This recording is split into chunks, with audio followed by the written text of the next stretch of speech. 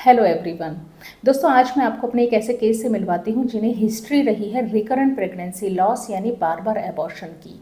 2 बार उन्हें एबॉर्शन की समस्या रही थी और तीसरी बार जब उन्होंने कंसीव किया था तब अपने गायनेक से जब कंसल्ट किया तो उन्हें प्लेंटी ऑफ इंजेक्शंस लेने की सलाह दी गई और साथ ही उन्हें बेड रेस्ट के लिए बोला गया।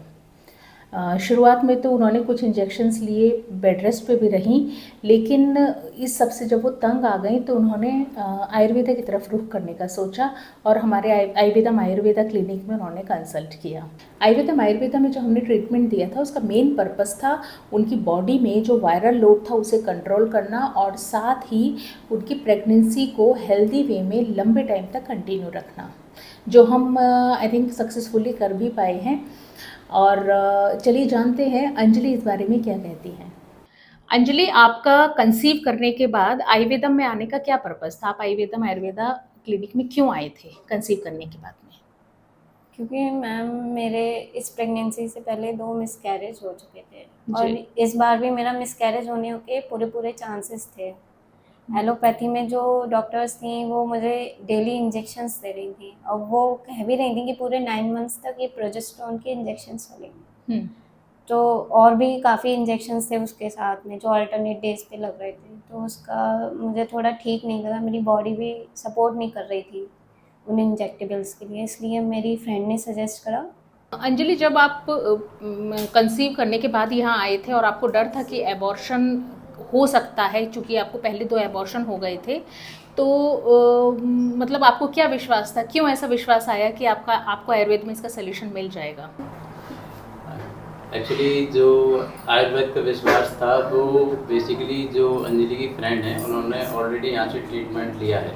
Okay. बट इसके अलावा आयुर्वेद जो है वो बहुत पुरानी विचारधारा के हिसाब से है। हमारे भारत में आई थिंक 5000 साल पहले से शुरू हुआ है। बिल्कुल।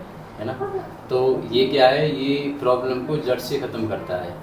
और जब मैडम से मिले हैं, जब आपसे मिले थे, तो आपकी नॉलेज के हिसाब से जो आपने जिस तरीके से डायग्नोस किया था प्रॉब्लम को, तो हम लोगों को ये भरोसा हो गया यहाँ आने के बाद कि हाँ, यहाँ पे प्रॉब्लम सॉल्व हो जाएगी। क्योंकि आपने जितनी भी रिपोर्ट्स देखी थी उसके हिसाब से कोई भी इंजेक्शन प्रिस्क्राइब नहीं किया, कोई भी केमिकली जो कंपोस्ट मेडिसिन है कोई प्रिस्क्राइब नहीं की। ओनली जो जड़ी बूटियों से जो प्राकृतिक तरीके से मेडिसिन बनाई जाती हैं उसको ही आपने प्रिस्क्राइब किया। मैं ये मानता हूँ कि जो ये वाली मेडिसिन होती हैं वो शरीर को फ़ायदा करेंगी। फ़ायदा अगर नहीं किया उन्होंने तो इनका कोई साइड इफ़ेक्ट नहीं होता। बिल्कुल। इससे पहले जो मैडम ने प्रिस्क्रिप्शन दिया था एलोपैथी में, I think she suggested around more than 100 injections throughout this pregnancy in 7 months. So इतना ज़्यादा केमिकल किसी भी शरीर में डालना I think it's not suitable for a human body. बिल्कुल। सो इस वजह से हम लोगों को ये विश्वास हुआ यहाँ पे आके कि ये प्रॉब्लम जो है कंसीव होने के बाद बच्चे को कंटिन्यूस 9 महीने तक ले जाना सही तरीके से, वो यहाँ पे आके सही हो जाए। तो बेसिकली जो आपको प्रीवियस एबॉर्शंस हुए थे या जो आप प्रीवियसली डॉक्टर्स के पास जा रहे थे, तो वो जो इंजेक्टेबल्स दे रहे थे वो आपकी प्रेगनेंसी को रोकने के लिए दे रहे थे ताकि वो जैसे आपको एबॉर्शंस हुए थे पीछे वो ना हो। तो वो इंजेक्शंस फिर आपने एक कुछ दिन लिए थे उस टाइम पे? हाँ मैम, 8 दिन में वो 8 से 11 दिन में उन इंजेक्शंस को ले चुकी थी। फिर एक दिन मुझे लगवाते लगवाते चक्कर आ गया था मैम। तो ये वजह हो गई थी वहाँ से वापस आने की। Okay okay. तो बेसिकली वो इंजेक्शंस आपको सूट नहीं कर रहे थे, या यूं कहूँ कि आपका मन नहीं मान रहा था कि इतने लंबे टाइम तक आप वो इंजेक्टेबल्स लें इस प्रेगनेंसी को रोकने के लिए, राइट? ठीक। तो अभी आपका यहाँ आने के बाद में जैसा ट्रीटमेंट था तो वो किस तरह का था? थोड़ा सा ऑडियंस को बताएंगे तो ज़्यादा बेटर रहेगा, क्योंकि एक आइडिया लग जाता है कि देखिए प्रेगनेंसी कंटिन्यू रखना, कई अबॉर्शंस के बाद में प्रेगनेंसी कंटिन्यू रखना आयुर्वेद में डिफ़िकल्ट नहीं है, वो पॉसिबल है। बट वो किस किस तरह से आपको गुजरना पड़ा, कैसा रहा आपका वो सफ़र, वो थोड़ा सा अपना एक्सपीरियंस बताइए। ये बिल्कुल सेफ ट्रीटमेंट था।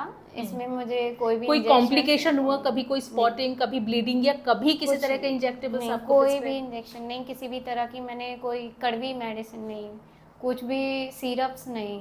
जो भी कुछ खाया मैंने सब कुछ नेचुरल था, सारी मेडिसिन नेचुरल थी।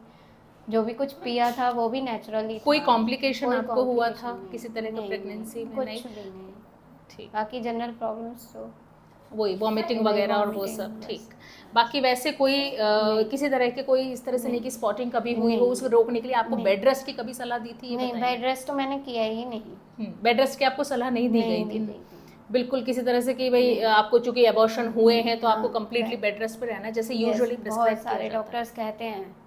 इवन मैम एक डॉक्टर जब सबसे पहले जिस डॉक्टर के पास गई थी उन्होंने मुझसे यही कहा था 3 महीने तक तुम्हें कंटिन्यूस बेड रेस्ट करना है। मैं ये सोच के घबरा गई मैं बेड रेस्ट करूंगी कैसे क्योंकि राइट, वो आपके ऑलरेडी एक बेटा था हाँ, तो उसका भी सब आपको हाँ। देखना था और सब चीज़ें मेंटेन करनी थी, तो इतना इजी नहीं हो पाता। हाँ। नहीं, प्रेगनेंसी में बेड रेस्ट नॉर्मल नहीं होता हाँ। है, वो बहुत सीवियर केसेस में होता है, बट हाँ आयुर्वेद में इतना है कि इस तरह की मेडिसिन दी जाती है कि आपको रेस्ट के सहारा नहीं लेना नहीं। पड़ता कम्प्लीटली। हम्म। ये बहुत पॉजिटिव चीज़ रही। चलिए अंजलि, अच्छा लगा बहुत कि अच्छा treatment था मैम।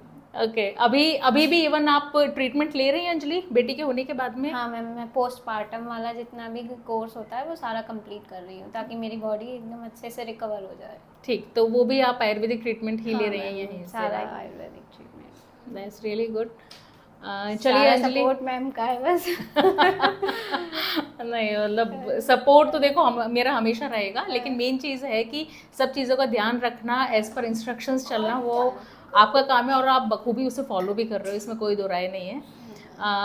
बाकी बिटिया अभी कितने मंथ्स की हो गई हैं? 3 मंथ्स की। 3 मंथ्स की बेटी हो गई है।